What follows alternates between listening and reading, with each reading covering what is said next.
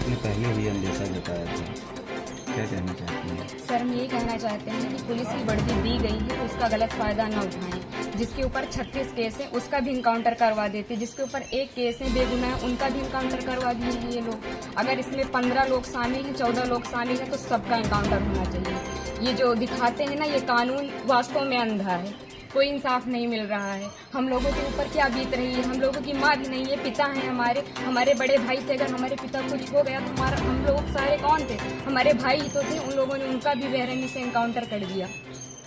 हम यही चाहते हैं कि सबका इनकाउंटर हो, इंसाफ मिले। इस सरकार में हम अभी तक तो सरकार के खिलाफ कुछ नहीं बोल रहे थे, लेकिन वास्तव में जो हो रहा है बहुत गलत हो रहा है। ये नहीं होना चाहिए, चाहे फिर इसमें विपक्षी पार्टी हो या फिर कोई भी हो, कोई भी नेता हो, जो करवा रहा है बहुत गलत करवा रहा है। हम लोगों को इंसाफ मिलना चाहिए, ऐसा नहीं होना चाहिए था। जो किए हैं बहुत गलत किए हैं। भगवान तो उनको सजा देंगे ही, लेकिन उनको भी सजा मिलनी चाहिए कानून की तरफ से। अगर कोई गुनाह करता है तो उसकी सजा कोर्ट देता है, ना कि पुलिस ऐसे इनकाउंटर कर देगा। आपके भाई का क्या स्वभाव था, किस तरह से, कैसे आप लोगों के बीच में रहते थे? सर, हमारे भाई का स्वभाव एकदम सरल था, पढ़ने लिखने में भी अच्छे थे। हम लोगों के साथ एकदम फ्रेंड के जैसे बिहेवियर उनका था, और गए थे तो बात भी होती थी, और हम लोगों से बहुत ज़्यादा उनको लगाव स्नेह था, जैसे कि हर एक भाई बहन में होता है। और आज ये सुनने के बाद जैसे लग रहा है कि हम लोगों के जमीन पैर से एकदम खिसक गई है।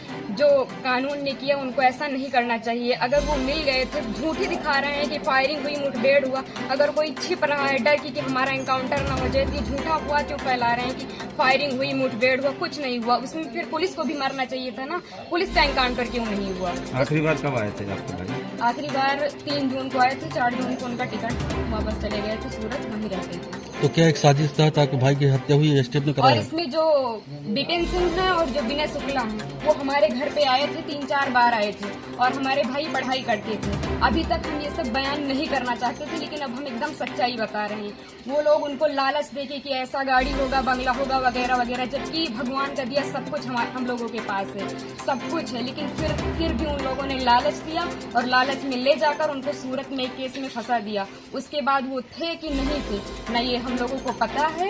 ये तो सिर्फ जिन लोगों ने करवाया उनको पता है, विपिन सिंह और विनय शुक्ला को, और या तो भगवान को पता है वो सच था कि झूठ था। अब तो इनकाउंटर कर ही दिए हैं, जीवित तो कर नहीं सकते हमारे भाई को।